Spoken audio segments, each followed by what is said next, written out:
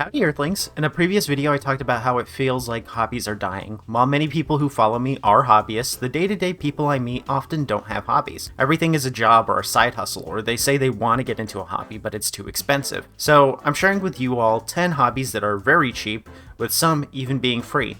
And they can all be started today. Like, you could go out and get everything you need for these hobbies right now and get started. I'll also have a special guest. Their name is Nimsy. I brought them on to talk about a couple of things. I found them because some people said that we sounded alike. You can check out their channel on @NimsyNova, where they talk about retro gaming, collecting, and emulation. Let's start with number 1.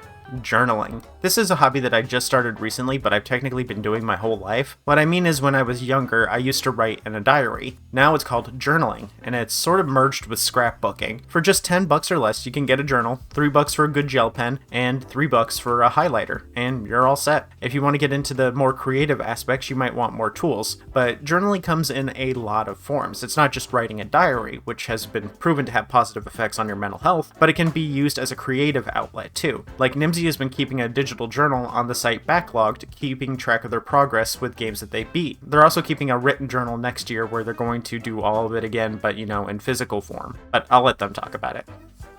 Next year, I'm working on a physical journal for keeping track of my progress. Let me show you a bit of my journal. Keep in mind, it's for next year, so there really isn't much in it yet. Up front is the index to keep track of all the sections. The first page is a sort of about me section. This is in case I get hit by an anime truck. Someone might find my journal, and I want them to know a bit about me. I put stuff here like a doodle of me, my favorite games, genres, systems, soundtracks, and developers. Then some other fun facts like my first game, first system, preferred platforms, handhelds, and stuff like that. I kind of built this journal to be like a time capsule for the person who discovers it in the future. I think the library nearby also has journals, so I might put it in my will to leave it with them so other people can check it out in the future. Just a neat gift for future people. The next section is my wish list, my spending, my backlog, games beaten, games abandoned, then a daily hours played tracker, my goals, a list of my hardware, and a list of games and stuff that was gifted to me. I like the gifted list because it helps me remember to be appreciative of what others do for me. It also makes it easier to remember who to buy gifts for later. A game of the month section and game of the year to fill out when I'm done. Then I reserved a butt ton of pages for tracking the games I played and a bunch more for whole pages dedicated to reviews. That's it for mine, but you can do more with this, like a notes section for remembering important game stuff like in-game alphabets, maybe the directions for getting through Lost Woods, or you could print out a whole Pokemon type chart because I always forget what poison type is weak to. Journaling can be done for anything though. You can use it for card games to track spending, write down deck ideas, keep track of upcoming releases, and if you play tabletops, you could be the historian for the whole table. The GM will super appreciate that you kept notes and might even use them as a refresher for themselves. It can be the whole hobby, or it can just be a companion to one of your existing hobbies.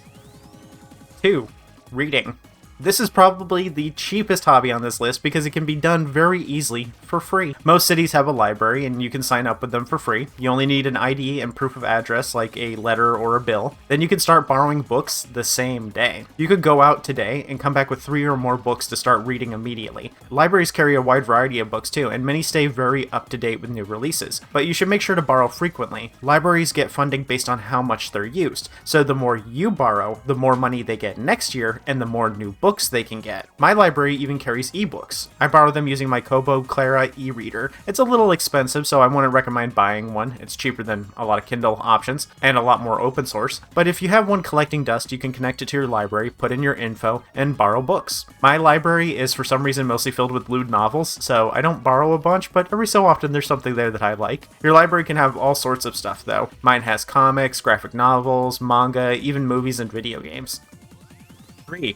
Retro gaming. I'm just going to do this whole section. Sarah can go take a nap or something. Retro gaming can be expensive, but there are ways you can do it for less than 60 bucks or just straight up for free. If you have a phone, tablet, PC, or a laptop, you can download emulators and use those to play old games. You might think you might not have a powerful enough device for playing these games, but I did a video about a 50-buck prepaid phone that could run PS1 and, prior. So if you want to revisit GBA games and play ROM hacks like Pokemon Lazarus, Unbound, and some non-Pokemon ROM hacks if you're feeling spicy, you can do that. that. There is no shortage of guides on YouTube that will teach you how to emulate, but if you have a phone and don't mind touch controls, you can do it for free. If you need a controller, then check out the GameSir X5 Lite. It's a $30 controller that is really good. It even has Hall effect sticks. If you're on PC, you can get the GameSir Tegenaria Lite, and that's a $20 wired controller that's just like a PS2 controller, but it looks like a PS1 controller. If you have even a moderately powerful PC, you can still emulate a lot of GameCube and PS2, but my favorite way to play retro games is using these retro emulation handhelds. These are handhelds that are basically microcomputers. They have either Linux or Android on them, and they're made to play emulators like MGBA. They come in all shapes and sizes too, so if you want to relive playing on a GBA, but this one has a backlight, you can do that. I'd super recommend the RG40XXH, as it'll be the best for the widest variety of systems. Now, you might be thinking, I thought emulators were illegal. That's a bit of a misconception. Emulation is legal. The game files called ROMs, depending on how you acquire them, can be illegal. But my thought is, if the companies aren't selling these games anymore, they're not making money when I buy them used. So why does it matter if I buy them or not? Also, you'd think Nintendo wouldn't want me to accidentally buy one of those fake copies of Pokemon that are out there, but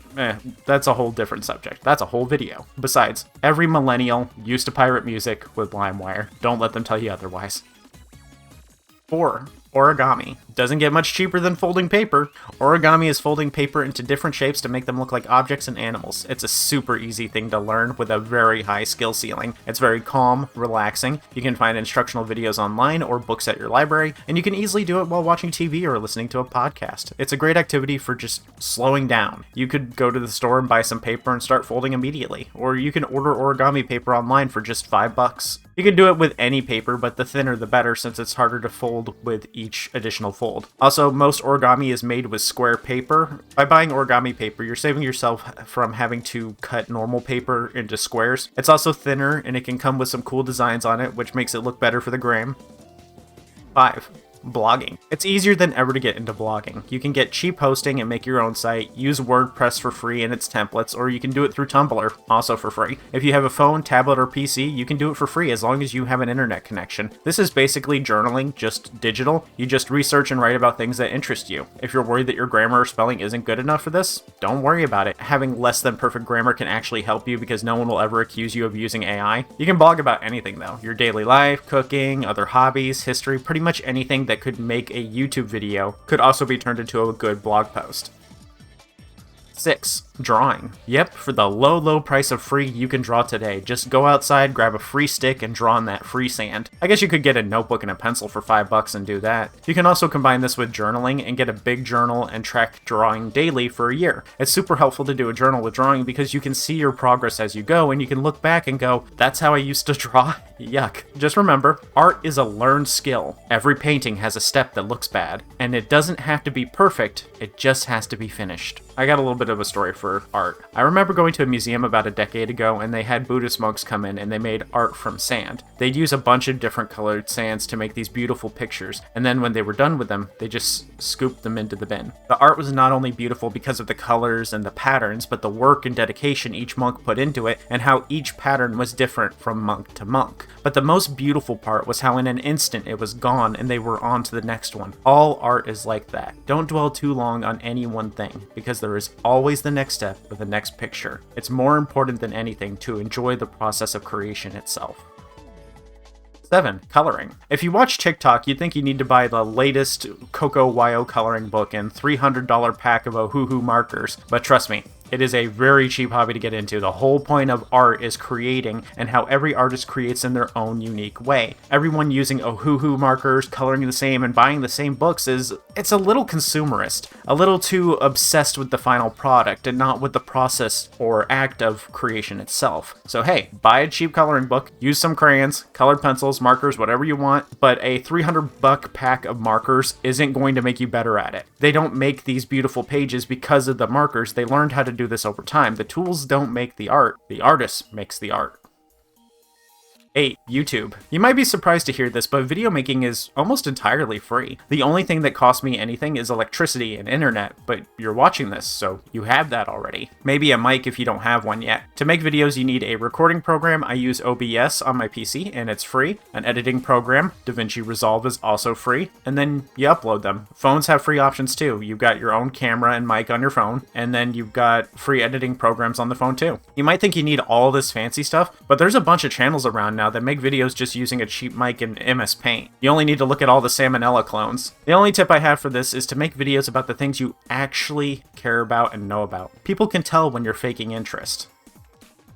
9. Shadow boxes. It's not free, but it's pretty easy to do. Shadow boxes are 3D scenes made of 2D images cut and arranged in a way that make them pop. Kind of like oh man, do kids still have Viewmasters these days? I have no idea. It's kind of like how the stereoscopic 3D works on the 3DS. Just find a screenshot from your favorite game, separate the props and characters into separate images, print them out on cardstock, then cut them out with a X-Acto knife. Pixel art is easiest for this kind of thing. The more curves it has, the harder it's going to be to cut out. Then use cardboard to make them pop. The only cost is the initial tools, like you'll need black paint for the cardboard, Sharpie for the edges of the images, cardstock, a printer, X-Acto knife, glue, and then a shadow box. If you don't have a printer, you can use the libraries for pretty cheap, real cheap, like cents a page cheap. Aside from a printer, you can get everything for less than $50, and you might have a lot of this stuff already. Shadow boxes don't have to be just for 3D art. You can use them for collectibles. Like if you don't use your original retro game hardware, you can do a console dissection box, or maybe specific game cartridges dissected. And that can be a really cool and creative process. Also, it's just really neat to show off. 10. Tabletops and board games. Alright, I'm back. I was starting to think Sarah forgot I was here. Tabletop and board games are pretty notorious for being expensive hobbies, but they don't have to be. You only need one copy of a game for the whole table. The most obvious example of this is tabletop gaming. You can play something like Dungeons & Dragons or one of the many other tabletop games that exist by using pencil, paper, and your imagination. The only person who needs to pay anything is the person who has all of the books. If it's D&D, your DM likely already has the player's handbook, monster manual, and the Dungeon Master's Guide. If you're a player, you only need a character sheet, set of polyhedral dice, and a pencil. You can find games online, and your DM will probably even share copies of their PDF with you. Board games are similar, only the host needs to buy the game. If you don't know anyone with board games, you can discuss a board game night with friends. Then you can all go in together on a board game. There are a lot of games that cost less than a new video game, so if you get a new one every month, that's not too bad. Eventually you'll end up with a collection, and you won't feel the need to buy one all the time. For a first purchase, I super recommend Betrayal at House on the Hill. It's a game where players explore an abandoned home. As it goes, you'll lay down tiles to build the house, run into spooky events, but the most interesting part is when the game changes. As you go and play, you build up a tracker, and if you ever roll over that tracker, the game changes. Based on the items collected, a new game begins where you now have an enemy. One of your friends could become possessed by an evil spirit and is now an axe-wielding madman trying to hunt you down. The next game, your friend could be turned into a horrible monster, and you have to find a way to seal it away again. Every game is different, and there's like 50 different scenarios in the first one. I've had my first copy for years and still haven't finished it. It's just $50. You can find it at Walmart, and it'll keep you busy for a while. If you can't afford that, then you can find board game shops. They'll have D&D nights as well as board game nights. Sometimes Barnes & Noble will host them too. If not, you can see if your board game shop would be willing to let you host the game night. They might enjoy an opportunity to let people demo their games, since they might buy the ones that they like. There's also Tabletop Sim on Steam, where you can play real-life board games that have been turned into digital recreations. Since this is on Sarah's channel, the furries might be interested to check out the game Root. It has a digital game on Steam and a physical board game. It's like Risk, but every faction has different win conditions. That's the end of the list. Nimsy has to go home now. I ignored them for a little too long and they ate what was left of the pumpkin pie. Remember to check out their channel at NimsyNova for all things retro. If you like this video, remember to tip your YouTuber and Overlord with likes, subs, and enough pumpkin pie to fill a black hole, named Nimsy. If you want to support my channel, you can become a patron on Patreon, a member by clicking join below the video, and for just $1, you can get your name read aloud in the credits at the end of the video. I'm turning my camera off now, that way you don't know who is reading the credits. Tell me which one of us is reading it in the comments. We'll also be reading Nimsy's here too. Thanks again to the supporters like Nevazit, Esper Artist, Paper, Fey Penguin, Momentary Unicorn, Aurora the Puppy Mouth, Nat, Marius, Yini, Worm Syrup, Rask, Beeve, Colorado Blue, Vaderson, Linky again, Rask again, TG Dante, Willie Pete, Splackjack, Malding Brick, Dragon Fanatic, Willie Pete again, Linky again. We'll see you all later. We have to go rob a bakery. Bye.